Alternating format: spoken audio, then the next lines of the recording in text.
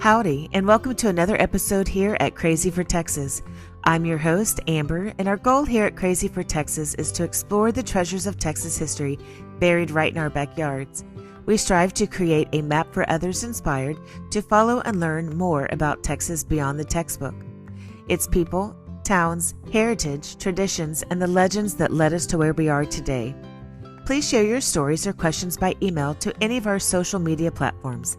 Let's learn from and alongside each other as we dig for another nugget of Texas history. For now, sit back, put your boots up, and get ready for another episode on Crazy for Texas.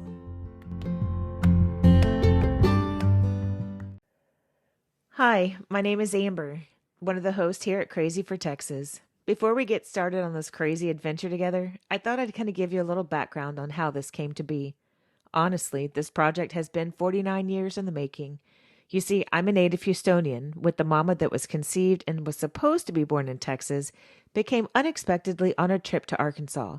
Having lived her entire 70 years in Texas, in my humble opinion, she's a full-blown Texan.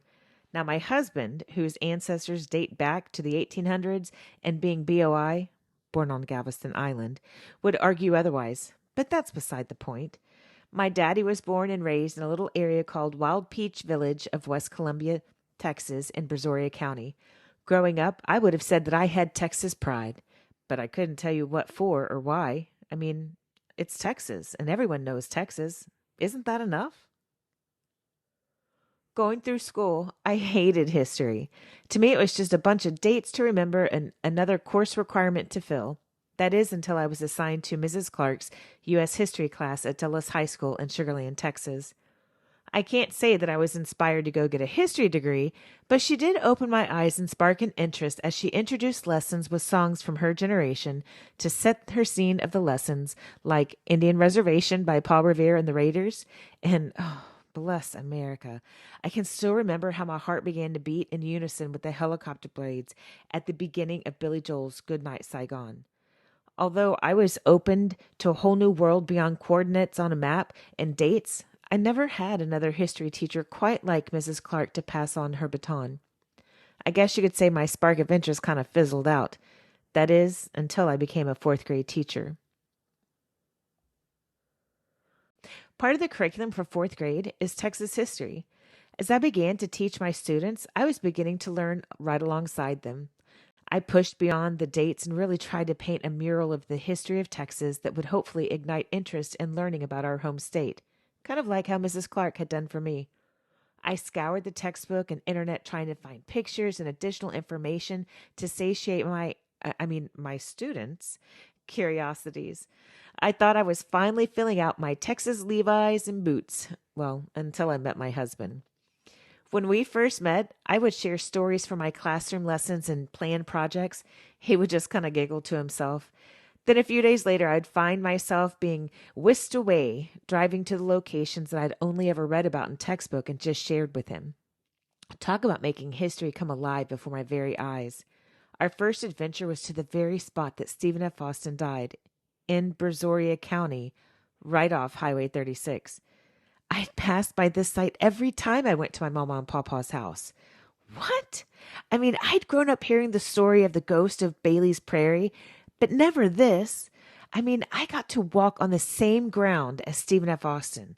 How in the world did I not ever know that this is where he died? And so our exploration together began. I guess you could say the baton was finally handed over to the love of my life, my honey bear. We have traveled over Texas and beyond to explore the remnants of Texas-sized stories and the giant legacies left behind. But I gotta tell you, I am more fascinated by the fact that history is buried right here where we live. We don't have to travel across hundreds of miles to go find the treasures of Texas. We have it right here in our very own backyards. We want to find these nuggets that helped form the very foundation of our great state. They all won't be pretty and shiny. They say everything is bigger in Texas. Well, they aren't lying. The good is bigger, but so is the bad and the ugly. Dun, dun, dun. Join us on this adventure as we explore Texas legends and the giants if you, too, are crazy for Texas.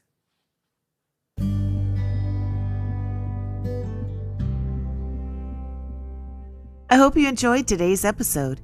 Please be sure to subscribe and leave us a 5-star review so we can grow and reach more listeners. To hold you over until our next adventure, visit us at crazyfortexas.net for more information and content about our explorations of the history of our great state of Texas beyond the textbook. Be sure to also check us out on YouTube and Facebook at Crazy for Texas and on TikTok at crazyfortexas.net. Remember, if you have any questions or suggestions about an episode you've heard, or even if you have an idea or a piece of your own history that's been passed down your family tree that you'd like us to explore for a future show, please contact me at host@crazyfortexas.net. Until next time.